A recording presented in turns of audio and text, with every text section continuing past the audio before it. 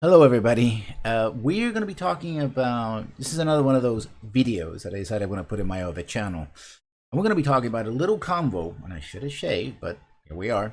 I can't change ugly, I suppose. That I saw this morning on Twitter. And I'm going to be calling out people for this because, I'm going to quote people directly. So, what's the convo? Okay, let's look at this.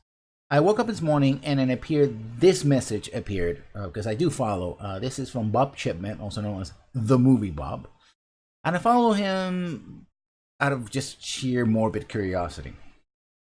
The message goes something like this: the original message: apes, but they're not so big. This is a Brazilian commentator commenting on the rally that Bernie Sanders had over this weekend, where AOC. Alejandro Ocasio-Cortez and others, the Social Squad, basically gave their the support for Bernie Sanders and his candidacy. The original message in Twitter goes something like this: "Can't think of a much more privilege than seeing the single best chance to shift our political horizons and provide real material benefit to millions of people that will ever have and go meh." Right?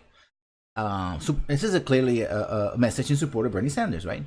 Bob Chipman retort is stairs in November 8, 2016. And a sort of meh face, like, okay. Essentially what he's saying is, had Hillary Clinton won the presidency, that would have been a fundamental change in the way things are done, right? It would have been great, historic, and of course, calling out people who didn't vote for Hillary Clinton, didn't support her because they didn't believe in her brand of whatever she was selling. Guilherme Trindale, I believe, who is the person I think who responds, are you implying that Hillary Clinton was our best chance to shift our political horizons, or that Bernie somehow cost Trump? And I responded too. I join in, and this is Mr. Chipman's response. I would say, quote, not being violently abused, oppressed, and on murdered via actions that were 100% predictable and warned about under Trump administration, close quotes, would be a, open quotes again, real material benefit, close quotes, to the babies in the concentration camp, the Kurds, and the Heather Meyer, to cite just 3 examples. This is very typical centrist stuff. Like, oh, you didn't vote for Hillary, look at all the bad stuff that is happening. But here's the thing. One of the reasons why we have Trump is because of the Hillary Clintons, right? The Obamas, the Clintons, her husband, failed to do the kind of things, a real change that was required that would have prevented the rise of Trump if you didn't deal with the socioeconomic issues. But that's the thing. When you read stuff from people like Bob Chipman, you realize that they fall for the old trick. And what's that old trick? That neat, clear division, artificial division between social issues, and within social we'll say the optics, and economic issues, right? Purely economic issues, right? First of all, that distinction is bullshit. I'm just going to allow it. It's bullshit because all things that are economic are social. Not all social things are economic, but all economic things are social. Everything is socioeconomic. In fact, I will give you this mantra in this video and every other video. I should start with them. All things are political. All things are legal. And all things are socioeconomic. Why? Because economics is a reflection of social activity. It's a quantification of an aspect of social activity, but it isn't distinct from it. The separation, the division is false. So people like Chipman, I'm not saying him specifically, but I met a lot of people on Twitter and social media and other places. They're the kind of people that are happy with the Clintons, right? Because the centrists do this trick where they go like, yeah, we're going to worry about, say, for example, abortion, right? We're going to defend the right to abortion. Okay, cool. The legal right to abortion.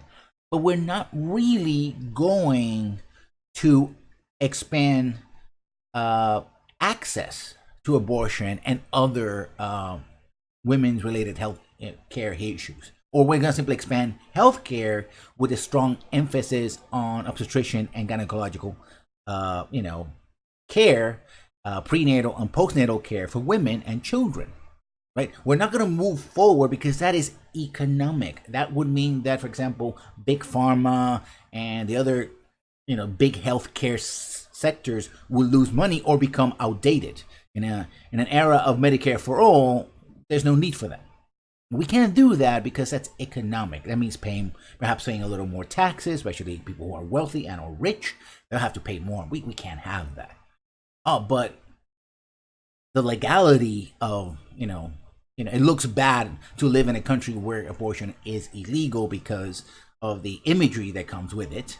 Even though people like Hillary Clinton and her daughter, for example, would not have any problem whatsoever getting that kind of help because they have money, right? They don't have a problem with either legality or access, but they're perfect. Well, what we're gonna do, we're gonna support Planned Parenthood. We're gonna support a charity that makes me look good by supporting them, but also means that I don't have to fully move forward and actually expand healthcare for everybody, because that'd be a bit too much, right? It is the old saying that I'm socially liberal but economically conservative. I'm going to support gay rights and pride parades and all that, but if you talk about, for example, raising minimum wage, which affects particularly women, particularly minorities, and particularly people who are all kinds of minorities, right, and getting more pay, which means, for example, trans women would be less likely to say, wouldn't eliminate the problem, but it certainly would help in that trans women wouldn't be forced to go, for example, into sex work, right? And there's a difference between being forced to go to sex work or being pushed into sex work and voluntarily going into sex work, right? It's a matter of survival, right? Just economic survival, right? Of course I'm all for, voting rights for African Americans, but substantially, funding, say, universal education for everybody, which would include, or means testing, which would include, of course, the people who, can afford the least, not only free schooling from, preschool all the way to, graduate school, perhaps, as a choice for everybody. We're not going to do that because that's economic, right? Or maybe we're going to do it, but we're going to do it in such a way that doesn't make potentially private institutions too uncomfortable. We're going to do it in a way we actually funnel money into private institutions, particularly, diploma mills. Right, so as long as somebody's making a profit out of it, that's good. But the moment you do fundamental change that would threaten profits, right? That's bad. Talking about children in cages. Okay, fair enough. Let's talk about children in cages for a second. How do those kids end up in cages? Let's look at the route or the route that those children took in order to end up in said cages. The cages are right now their final destination, and it's horrible. These are concentration camps. Why were those children on the move in the first place? What were they looking for in the United States? They were looking for a better life, a better economic life, right? So why is it so bad in their countries that they would have to flee, right? Well, there's violence, there's social aspects of violence based on the war on drugs, because drugs are bad, okay, right? And so we have to focus on the social aspects of drugs. Like, oh, that's bad, and we're gonna fight drug war. We have to, militarize the police and all that. Yeah, we have to be we have to deal with that on the social level. But the economic benefits of, say, regulating, but not of ending prohibition, especially when it comes to, say, the very companies that are now flooding the country with legal opiates. Well, we can't have that. We can't interfere with that, right? So ending the war on drugs means that people could have a choice and say they might, take cocaine for a toothache, right? Instead of buying a more expensive drug or something like that, right? We can't have that, right? We still have to have the war on drugs. We still have to, for example, Hillary Clinton support coup d'etats in Honduras and regime change in Libya and in Syria, which of course creates situations where people have to flee their countries. We still support corporations and entities that engage in neoliberal policies that are bankrupting countries like Chile, which right now it's in chaos. Affect parts of countries like Spain, and places like the north. I forgot about the Hong Kong, all that, right? The social aspects of it, we're going to support them up to a point, right? But the political and economic aspects of it, well, no, we're gonna. I mean, that's just capitalism, we you can't mess with capitalism. No, we can't do that, can we? Right? It's all this idea about free college, and I was like, that's messing with capitalism. We can't have that. That's no. Right parade? Yes, we can have that. Sure. It boils down to the optics, right? And also what the kind of thinking that allows to say, oh, anybody who is of a certain class, a working class, working poor, oh, they're deplorables. We don't have to worry about them, right? You can't deal with that because that's economics, right? We have to, because they voted for Trump, they're automatically racist. And I understand the feeling, especially if you're a person of color, you're a minority, which I would be in an American context as I'm Puerto Rican. But the thing about it is that if you don't deal with the economic woes of these people, they're gonna take it out socially as well, right? And not only that, you're opening the door for people like Trump to come in. It's like, I'm gonna solve your problems, and not only that, I have exactly the kind of people we can blame on for your problems, your socio-economic problems, right? The liberal women who are having abortions, the on demand, the Mexicans that are crossing the border, the rapists and all that, right? They're going to use their formulation and scapegoat other people. The Muslims, right? They're also going to use social language, right, of religion and ethnicity and race to blame others, right, for the primarily economic woes. And remember, economics are part of social woes, as socioeconomic, right?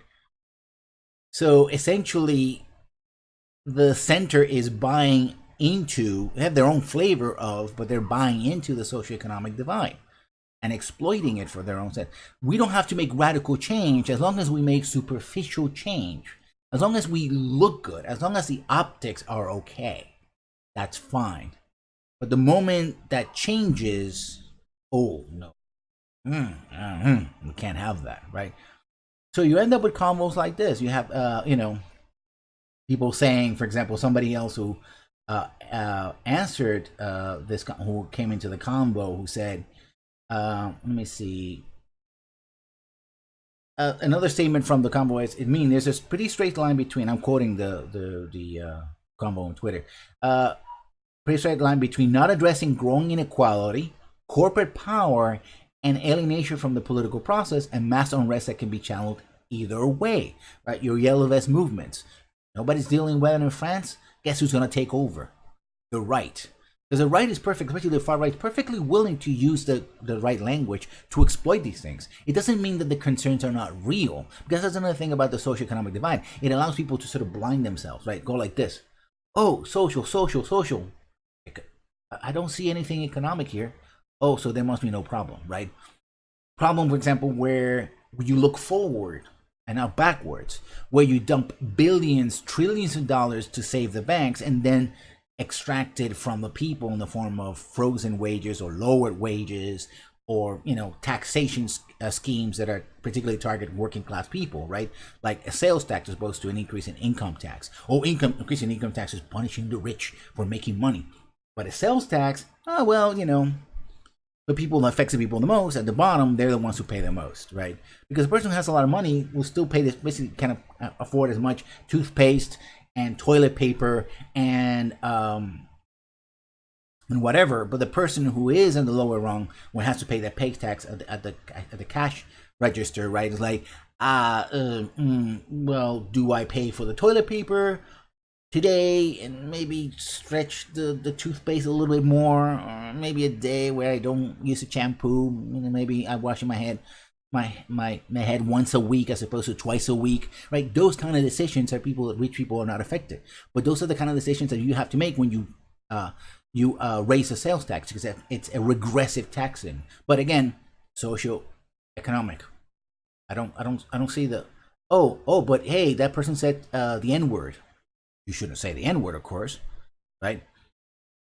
It also shields you from the endemic and systemic problems, right? Out and out racism is bad, of course, but it's a highlight. It's sort of the scum that flows to the surface on a already polluted pool. And what is polluting the pool? Systemic and endemic racism, bigotry, and all these ills, right? And these are caked into the system. But if you use that nice little trick of slashing in between the two things, social aspect, economic aspects, you don't get to see it. It's not there. Or if it's there, it's a thing that we can sort of deal with. I don't, later maybe, not today, because today we have to deal with Trump. Vote blue no matter what. And what about tomorrow? What about tomorrow? Because if the reason you're voting for X, Y, or Z, or supporting somebody in the primaries, whatever, is to get rid of Trump, because Trump is so bad that a dying puppy would do better than Trump, right? A half-chewed turd, from a cat, spewed by a cat, would be better than Trump. Okay, I get that. But what happens after the person that you put in? What happens to all the laws and all the things? The moving of the Overton window farther to the right. Because that's the thing. You're saying basically the person's going to come in, they're going to sit on their butt. This is the new normal, right? We already have increasing or exhaustive personal surveillance, both by the government and private industry. We already have a disastrous foreign policy that has the United States being at constant war for 18 out of the last 19 years, right? You have the war on drugs, which is about, depending how you calculate, anywhere, which is prohibition, has continued anywhere between 50 to 80 or 90 years, now coming close to 100 years, with no end in sight and just pouring money. You still have millions of people that are uninsured, right? How are you going to deal with those problems if the only goal is to get rid of Trump, right? Right? If only other people bad, we don't have any solutions. If your terms are all negative, if it's all about sort of fixing the immediate problem and then doing nothing else, you know what's going to happen? You're not going to see, again, you're not going to see your flank. You're not going to see somebody else who's going to come up, the next Trump, who's going to be coming from the economic side of things, right? And then you're like, oh, more deplorables. Because you didn't do anything about it. You can't change all those people overnight, of course. They're not, I don't know, people who just double down on the racism and bigotry. I mean, it was like, well, there you go. I try to help you. Fine. But a lot of people, I think you can get. Because you should, because they're your citizens, your fellow citizens, right? A rising tide lifts all boats, then we have to be part of that rising tide. And simply saying, well, the glass is half empty or half full, that's enough, because it could be full, it could be completely empty. And either one is bad. You drown when the glass is full, or you die of thirst if the glass is empty. So let's not make any sudden changes, sudden moves. So everything's too fragile, right? Because that's the kind of thinking. It's like, oh, well, we could do this.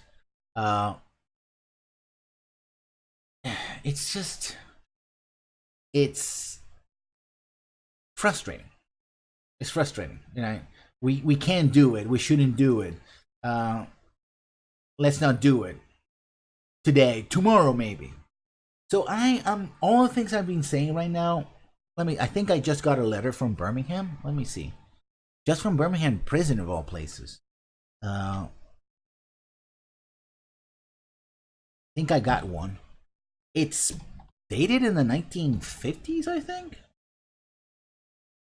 It's weird, but I just got it, so let's say that it says right now, August 50s. August 1963. Letter from Birmingham jail. Hmm. And it opens with this. It says, "While confined here in Birmingham City Jail, I came. This is the person who wrote the letter. I came across your recent statement calling our present activities unwise and untimely. Seldom ever do I pause to answer criticism of my work and ideas. If I thought to answer all the criticism that crossed my desk, my secretaries would be engaged in little else the course of the day, and I have no time for constructive work. But since I feel that you are men of genuine goodwill, and your criticism is sincerely and set forward, I would like to answer your statement in what I hope will be patient and reasonable terms."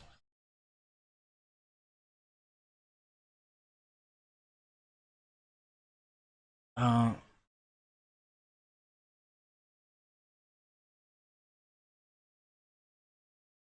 and this is a very extensive letter, very comprehensive letter. Some people already know what I'm going to talk about. Down the line says, "One of the basic points in your statement is that our acts are ultimately untimely.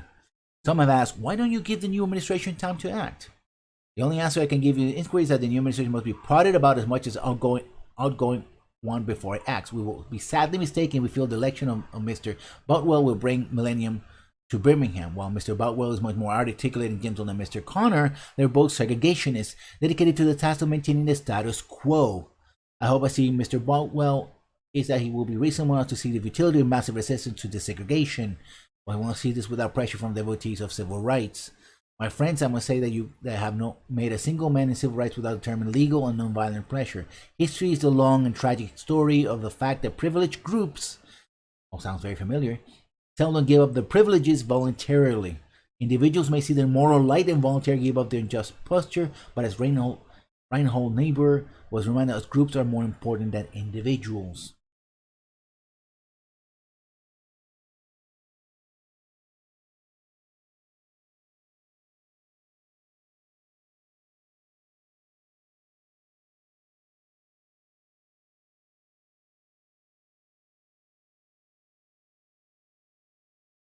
And here's the money quote, and I'm going to read it in full.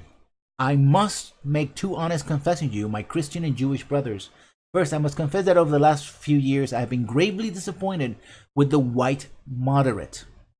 I've almost reached out the regrettable conclusion that the Negro's great stumbling block in the stride toward freedom is not the white citizen's counselor or the Ku Klux Klaner, but the white moderate who is more devoted to order than to justice, who prefers the negative peace than which is absence of tension, or to a positive peace which is the presence of justice, who constantly says, I agree with you in the goal you seek, comma, but I can't agree with the methods of direct action," end quote.